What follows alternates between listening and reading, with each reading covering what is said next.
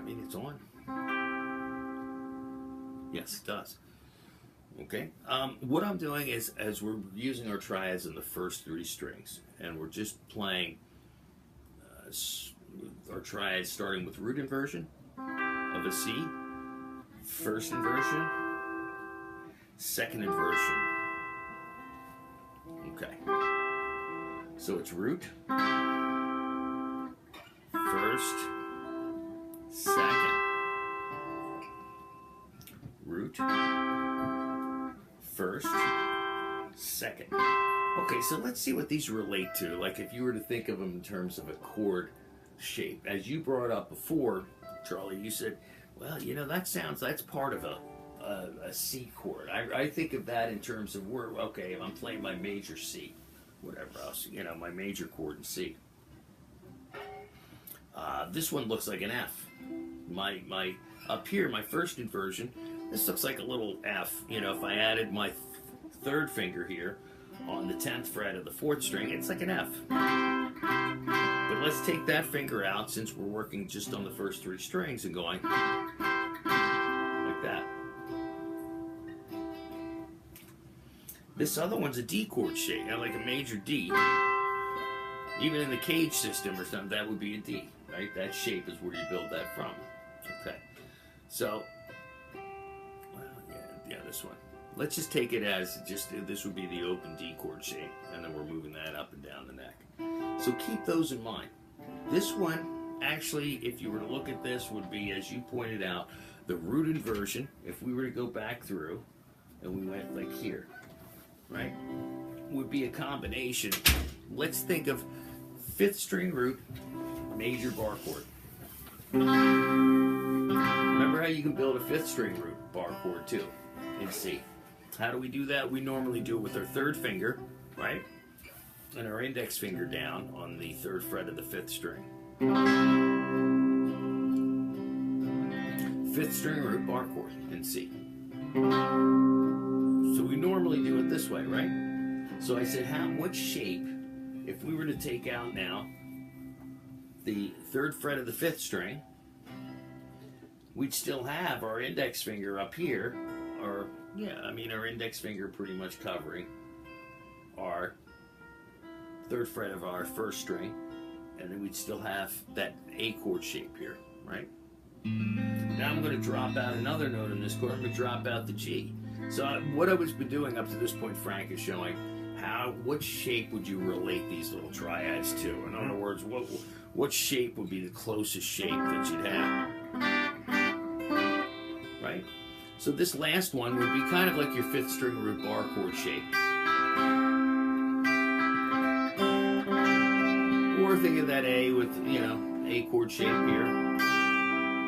The reason why we pointed that out again is if you get these shapes down, then you've got somewhere to work with in order to, when we find now we're going to come to our B flat, and adding the B flat into these triads. Okay. So in our root inversion shape, which is the first one that starts in the first 3 frets, which is here, root inversion C major, let's say we want to now move that into, okay, where's our B flat? Our B flat is on our 6th fret of our 1st string.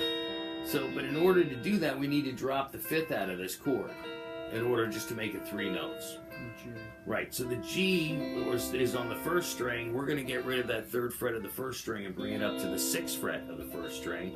Now we have the notes E, right? Or C, excuse me, E and B flat.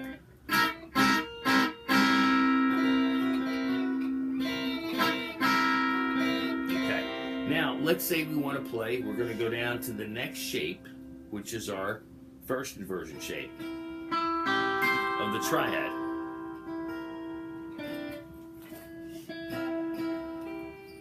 Now we could either go back on ourselves and pick up the B flat on the 6th fret of the 1st string. In other words, we would go like,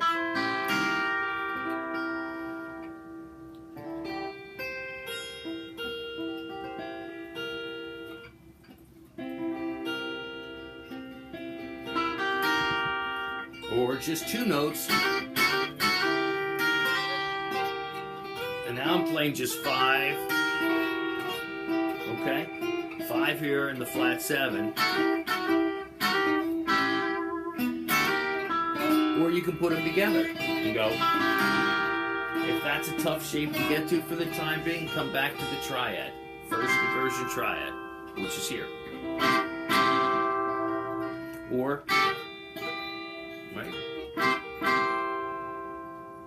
Now, where's the other B flat that's closest within a 4-fret proximity of this triad?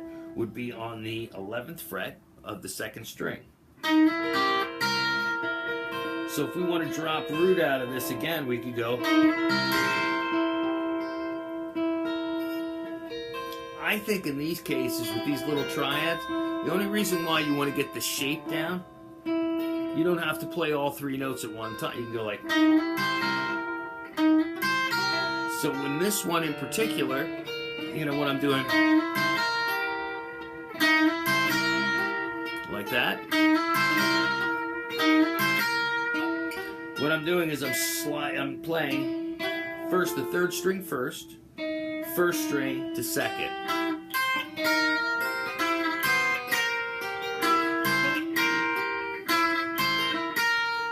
3rd string, 1st string, 2nd string. 3rd string, 1st string, 2nd string. 3rd, 1st, 2nd, 3rd, 1st, 2nd, 3rd, 1st, 2nd.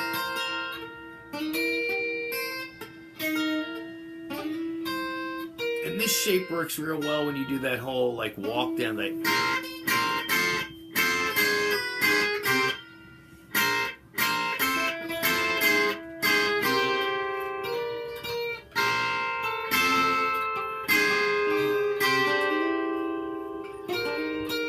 In other words, you don't have to play all 3 of the notes at the same time, but get the fingering down. Get where that would fall out of the inversion of the triad.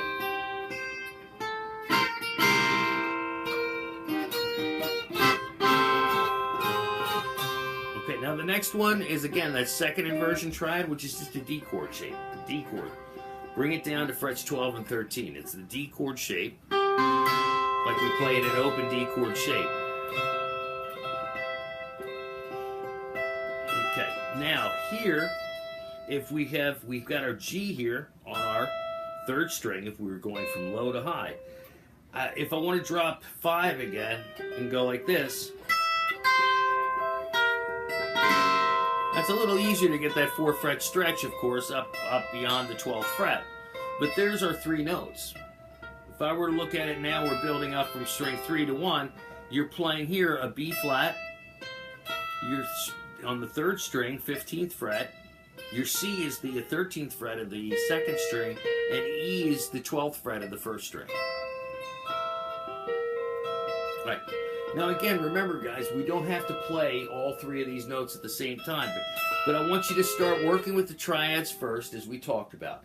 Get your triads down and moving them up and down the neck of the guitar. Find where B flat is. That's what I did on the grid that we have from today. Find where the B flat is in relation to a 4-fret area from wherever the triad is. The first one, again, here's our first root inversion of the triad, starting at the top of the neck again. Where's B flat? Where's in a 4-fret stretch or area on the guitar neck? Where do we find B flat? That's closest place to find B flat on these 3 strings in the 4-fret area. B flat would be the 6th fret of the 1st string. Let's go to the next inversion, which is 1st inversion. Okay, it looks like an F chord shape again, right? Dropping out the, in this case, the 10th fret of the 4th string. So we go here, okay? Where's the next closest B flat within a 4-fret area we can find? Where there's 2, we can either play the B flat on the 11th fret of the 2nd string, or we can go back the opposite way, as long as it's within 4 frets, because that's the stretch you want. No more than 4 to 5 frets moving into it. And the B flat now would be on, again, the 6th fret of the 1st string. Let's go to the last shape, or the 2nd inversion of the chord, right, C, which we're down, taking that D chord shape between frets 12 and 13. Right, now, we're in a 4-fret area. On which one of strings, either 3, 2, and 1, can we find the B flat? The closest place within 4 frets would be the 15th fret of the 3rd string. 15th fret, string 3. 15th fret. Now remember, all I'm doing is this is just for finger placement. Remember, Frank, just get the D chord first and then add that. You don't have to play, again, all 4 of these notes or even 3 of the 4. In this case, we would be going back to dropping 5. Remember, the notes that we're thinking of dropping out is the first note in the chord or the root or the 5th. That's what these inversions of the chords show us. What I wanted to do is have you work out of shape first, then work from shape into finding where, one, if we got these little triads, where's the 7, flat 7, within a 4-fret area of the triad. Then from there, you don't have to play it as a full chord. You can either arpeggiate it, like, we could go,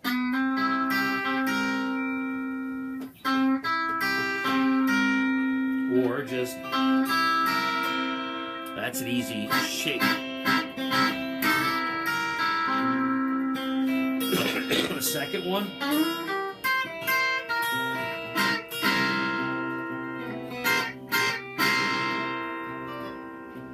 that's not too bad, but if you want to just play,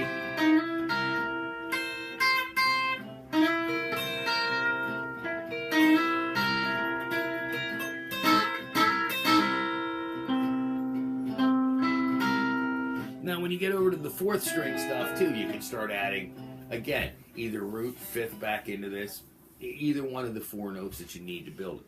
But we're just doing the first 3 strings, and I don't want you to think all the time with this stuff when somebody plays, again, just even, and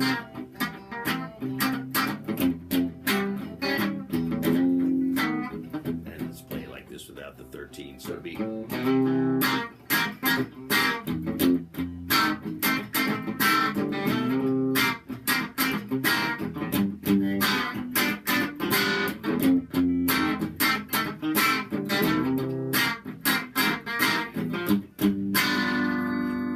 to go.